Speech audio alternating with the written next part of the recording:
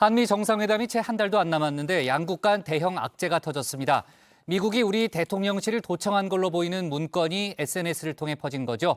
미국은 해당 문건에 대한 조사에 들어갔다며 말을 아끼고 있고 우리 당국 역시 상황을 예의주시하고 있습니다. 관련해서 대통령실 용산 이전을 둘러싼 여야 공방 다시 가열되는 모습인데요. 관련 소식을 유한울 체커가 정리했습니다.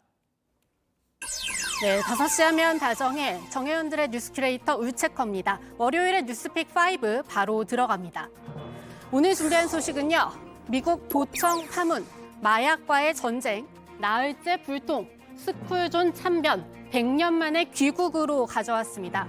미국 정부의 기밀로 추정되는 문건이 온라인상에 퍼졌습니다. 100쪽짜리 문건에는 우크라이나 전쟁 그리고 러시아 내부 상황 등이 자세히 담겼는데요. 우리나라와 관련된 내용도 포함되어 있는 걸로 알려졌습니다. 100쪽 분량의 문건에는 한국이 탄약 확보와 관련한 미국의 압박으로 궁지에 몰렸다는 제목의 보고서도 포함된 걸로 JTBC 취재 결과 확인됐습니다. 김성환 전 국가안보실장과 이문희 전 외교비서관 등 대통령실 고위 관계자의 실명을 적으며 한국이 미국에 포탄을 보내면 결국 우크라이나로 갈 거란 우려를 하고 있다고 설명했습니다. 네, 유출된 문건에 따르면 우리나라와 관련된 내용은 SI, 즉 특수정보로 분류돼 있습니다. 신호정보 시긴트, 다시 말해 도감청으로 확보한 정보라는 뜻인데요. 내용을 봐도 도청된 정황은 드러납니다. 김성환 전 실장과 이문희 전 비서관의 대화가 상세히 담긴 건데요. 먼저 이 전 비서관이 한국이 우크라이나에 살상무기를 지원하지 않는다는 정책을 어길 수 없으니 공식적으로 이 정책을 바꾸는 게 유일한 방법이라고 말합니다. 앞서 윤 대통령이 기자들 앞에서도 공식적으로 밝힌 방침이었기 때문이었죠. 우크라이나에 대해서 늘 인도적인 그런 평화적인 지원을 국제사회와 연대해서 해왔고 살상 무기라든가 이런 것은 공급한 사실이 없습니다만은 어디까지나 우리 주권의 문제이고 그리고 우리는 세계 모든 나라들 러시아를 포함해서 다 평화적이고 좋은 관계를 유지하려고 노력하고 있다는 사실은 알아주셨으면 합니다. 하지만 김성환 전 실장은 여기에 반대합니다. 이 대화가 이뤄진 건 문건에 따르면 지난달 초인데요. 이때쯤이면 윤석열 대통령의 미국 국빈 방문, 최종 조율과 발표만 앞두고 있을 때입니다. 따라서 김 전 실장은 윤 대통령의 방미와 살상무기 제공 입장이 바뀐 게 겹치면 거래가 이뤄진 것처럼 보일 수 있다. 이렇게 우려를 표하는데요. 그러자 대안으로 나온 게 포탄 33만 발을 폴란드에 판매해서 우회적으로 지원하는 방안입니다. 실제 여기에 앞서 이종석 국방부 장관은 폴란드를 찾아 양국의 국방, 방산 협력 방안 등을 논의하기도 했죠. 그렇다면 여기서 우리가 짚고 지나가야 할 부분은 미국이 정말 도청을 했는가입니다. 미국이 지금까지 그나마 구체적으로 내놓은 입장은 이 정도가 전부입니다. 일단 미국 국방부가 성명을 내고 유출된 문건 촬영본의 유효성을 살펴보고 있다고 밝힌 상태입니다. 미국은 그동안 정보기관의 비공개 첩보 활동에 대해 공식 확인하거나 인정을 한 전례가 거의 없는데요. 때문에 파장을 최소화하는 데 우선 주력할 것으로 보입니다. 우리 대통령실 역시 미국 측과 필요한 협의를 할 예정이라면서 말을 아낀 채 미국 측의 조사를 예의주시하고 있는데요. 내부적으로는 12년 만에 국빈 방문을 앞두고 곤혹스러운 분위기가 감지되기도 합니다. 야권에선 이 부분을 비판하고 있죠.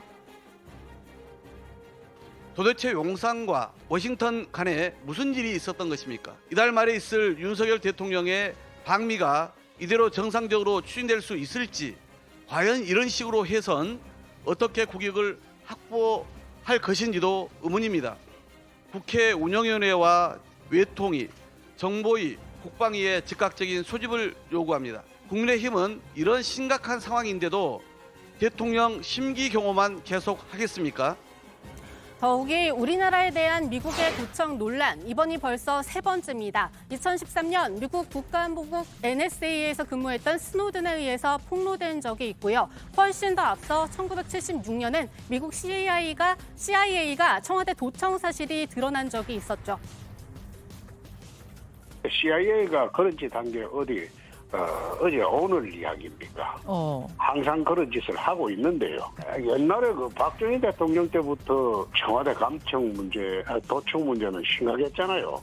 국제관계 문제는 자기들이 유영무영의 수단을 총동원해서 한미 그 정상회담을 앞두고 한국 쪽에서 뭘 요구할 것인지 알아야 될 거 아니에요. 하지만 통상 있어왔던 일이라고 하기엔 양국의 신뢰를 깨버리는 행동이 아닌가 싶습니다. 따라서 이번만큼은 소위 글로벌 호구가 되지 않기 위해서라도 따져야 한다. 이렇게 야권에선 강한 수위의 비판 나오고 있고요. 여권 일각에서도 비슷한 지적이 나옵니다. 지금까지 대통령실에서 내놓은 반응들이 한심하고 비굴하게 짝이 없다면서 한미동맹이 중요하도 필요한 대응은 해야 한다는 겁니다. 대한민국은 상대국이 누구든 당당해야 합니다. 한미 동맹 70주년을 기념하는 윤석열 대통령의 방미를 앞두고 있다고 해서 동맹국 간의 도청이라는 엄중한 문제를 흐지부지 지나갈 수는 없습니다. 우리가 납득할 만한 미국 정부의 사과와 재발 방지 조치가 있어야 한미 동맹이 더 굳건한 신뢰 관계로 나아갈 수 있지 않겠습니까? 사실 이 부분을 명확하게 하지 않으면 이번 달 말로 다가온 한미 정상회담 결과도 의심받을 수밖에 없게 됩니다. 실제 회담 결과에 우크라이나 지원 내용이 들어갔다고 생각해 볼까요? 우리나라가 결국 미국 압박에 못 견뎌서 이렇게 결정을 했구나 이렇게 주장하면서 이른바 퍼주기 논란이 불거질 가능성이 매우 높습니다. 또 이제서야 좀 잦아들고 있는 대통령실 외교안보 라인 교체 파장인데요. 이번에 폭로된 문건에 이 김성한, 이문희 이름이 등장함으로써 논란에 다시 불이 붙을 가능성도 배제할 수 없는 상황이죠. 한 가지 의문이 남습니다. 김성한 전 안보실장의 급작스런 교체 이유가 김태효 안보실 차장과의 불화설 파워게임입니까? 아니면 블랙 핑크 때문입니까? 이도 아니면 이번 보안 사고와 관련이 있는 건 아닙니까? 매우 궁금합니다. 네, 여기까지가 외교, 즉 국외 문제였다면 지금부터는 국내 문제입니다. 이번 도청 의혹으로 대통령실 졸속 이전 논란 다시 불붙고 있는데요. 야권에선 왜 굳이 용산으로 가서 도청을 당하느냐 이런 지적이 나옵니다. 대통령실 옆에 있는 주한 미군 기지 때문에 더욱 그렇다는 주장까지도 나왔습니다.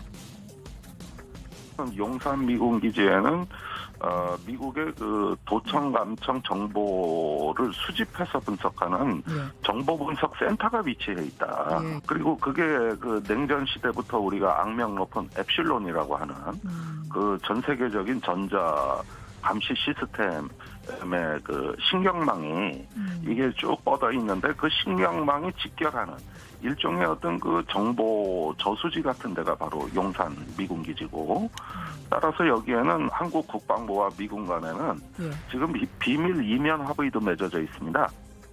네, 이런 의혹이 있었는데도 대통령실을 리모델링하는 과정에서 창문에 도감청 보안 필름 한 장 붙였을 뿐 너무 허술하게 했다는 비판 역시 민주당에서 나오고 있는데요. 여기에 덧붙여서 이 보안조치공사나 리모델링을 한 업체들이 보안을 제대로 준수했는지 철저히 조사해야 한다는 주장도 나왔습니다. 이 업체들 중에는 김건희 여사가 운영하던 코바나 컨텐츠, 여기에 3년 연속 후원했던 사실이 드러나면서 이 특혜 의혹이 불거졌던 히림건축도 들어가 있죠. 결국 민주당 이번 국면에서도 기승전 김건희를 노리는 모습입니다. 정말 여러모로 난제를 만난 대통령실입니다. 대통령실을 정부 출범율에 맞춘답시고 국방부를 대통령실로 급히 꾸리려다 보니 보안을 강화하는 벽면 공사 등을 새롭게 하지 못했고, 보안조치공사나 리모델링 등도 짧은 기간에 수의계약 방식으로 급하게 이루어졌습니다. 공사에 필요한 자재나 장비에 대한 보안 조치와 확인이 부족했습니다. 공사 인력에 대한 신원조회도 정식으로 하지 못했습니다. 서약서만 받는 방식으로 졸속으로 이루어졌습니다. 두 번째 픽은 마약과의 전쟁입니다. 정부가 마약 수사에 840명을 투입합니다. 기존 인력에서 10배로 늘렸고요. 아예 검찰과 경찰, 관세청 등이 합동으로 마약범죄 특별수사본부를 꾸렸습니다. 검찰과 경찰에서 동시에 공동본부장을 맡는 걸로 마약과의 전쟁에 대한 의지를 불태웠습니다. 이를 국민의 건강과 공공안전에 대한 테러 수준의 심각한 범죄로 보고 서울청 마약범죄 수사대로 사건을 이관하고 금융범죄 수사대와 사이버 과학수사팀을 추가 투입하여 관련 피의자들을 신속히 검거하고 있습니다. 네, 그도 그럴 게 2015년 이미 마약 청정국 지위를 잃은 우리나라입니다. 상황은 해가 갈수록 더욱 심각해지고 있는데요. 지난해 검거된 마약 사범만 2만 명 가까이로 역대 최다를 기록했습니다. 더욱이 이 중 34.2%가 10대와 20대입니다. 요즘 학원가 마약 음료 사건으로 주목받는 10대에서는 481명이 나왔습니다. 마약이 주부, 공무원, 학생 등 모든 연령과 계층으로 파고들고 있습니다. 마약범죄 폭증, 또 아울러 이를 통한 2차 강력범죄 빈발에 이어 최근에는 불특정 청소년을 속여 마약 음료를 마시게 하고 부모로부터 돈을 갈취하려는 범죄까지 발생하게 됐습니다. 네, 이야기가 나온 김에 학원가 마약 음료 사건 수사 속보도 짚어봅니다. 이 나는 아르바이트를 했을 뿐이라고 주장하던 4명, 이 윗선이 어느 정도 윤곽이 잡혔습니다. 중국에 체류 중인 한국 국적의 20대 이모 씨와 중국 국적의 30대 박모 씨입니다. 특히 이 씨는 국내에서 보이스피싱에 가담한 전력도 있다고 하는데요. 이들은 아르바이트생들에게 이 아르바이트생들이 학생들에게 건네줬죠. 이 메가 ADHD 이 라벨이 붙은 빈병을 한국으로 보내면서 마약 음료를 어떻게 만들라고 빌모 씨에게 지시를 내렸습니다. 경찰은 우유와 필로폰을 섞어 마약 음료 100병을 제조한 길모 씨를 붙잡아 구속영장을 신청했습니다. 길 씨는 경찰 조사에서 특정 장소에 마약을 숨겨두는 이른바 던지기 수법으로 필로폰을 전달받았다고 진술했습니다. 경찰은 던지기 수법을 주로 써온 다른 필로폰 판매책과의 연관성도 확인 중입니다. 네, 이렇게 점점 수사 범위가 확대되는 모습이죠. 경찰은 길 씨 외에도 이 학부모들에게 번호를 숨기고 중국에서 협박 전화를 할 수 있도록 중계기를 써서 도운 김모 씨도 붙잡았는데요. 현재 두 사람에 대한 구속영장 실질 심사가 진행 중입니다. 심사 결과는 다정회를 통해 계속 챙겨보시죠. 네, 세 번째 픽은 나흘째 불통입니다. 지난 금요일 다정회에서 속보로 전해드린 소식입니다. 북한이 남북 공동연락사무소와 군 통신사원을 통한 정기통화에 응하지 않고 있다는 내용이었는데요. 오전과 오후 하루 2번 있는 정기통화에 오늘 오전 9시까지 벌써 나흘째 무응답으로 일관하고 있습니다. 통일부는 의도적으로 답하지 않는 걸로 보고 대응책을 고심 중입니다. 일단 북측에 일방적 차단 가능성에 무게를 두고 있습니다. 현재까지는 상황을 지켜보면서 대응 방안을 검토해 나갈 것입니다. 공식적인 입장 표명에 긴 시간이 걸리진 않을 것입니다.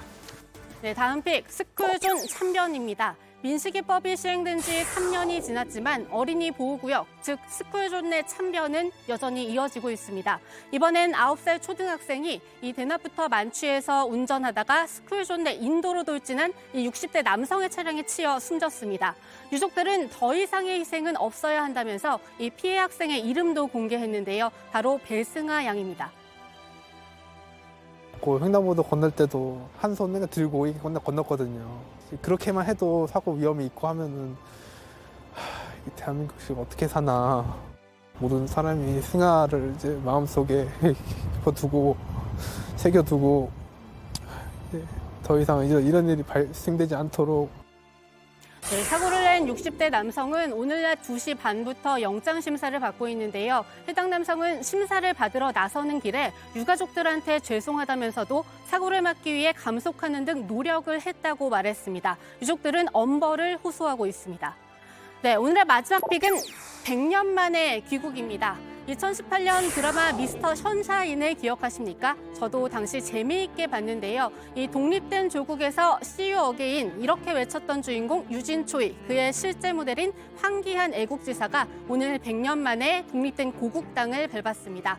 일제강점기 유럽과 미국에서 독립운동을 펼치다가 1923년 세상을 떠났고 이후 뉴욕의 한 공동묘지에 묻혔었는데요. 이제는 국립대전현충원에서 영면에 들게 됐습니다. 이 100년 만에 대한민국 국적도 갖게 됐습니다.